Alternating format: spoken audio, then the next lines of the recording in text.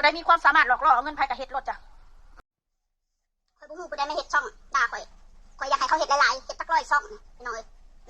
เฮ็ดโรเดอร์บ่เป็นยังดอก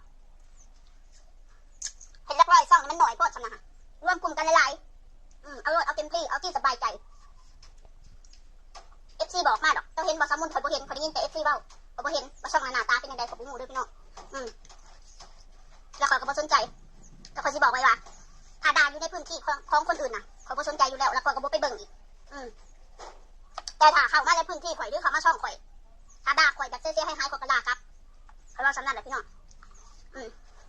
แต่สิให้ข่อยไปตามด่าเขาที่ช่องอื่นน่ะบ่มีทางข่อยเป็นมีใจแบบนั้นเอาที่สบายใจมันน้อยโพดช่องน่ะเอาสัก100ช่องน่ะเฮ็ดหลายๆด้วยคนจะรู้จักคนต้องได้จดจำตลอดตลอดอันนี้ก็คืออะไรเนาะตลอดชีวิตต้องบ่ได้มีคนลืมพี่น้องหลายช่องโปรโมทให้ว่าในโลกใบนี้ยังมีคนซื้อยังอะไรวะนี่อีข้างพวกนาไล่เด้ออีข้างพวกนาไล่เด้อไปทุ่มคอมเมนต์ละลายนะออกมาเฮ็ดช่องละลายหมดอนุญาต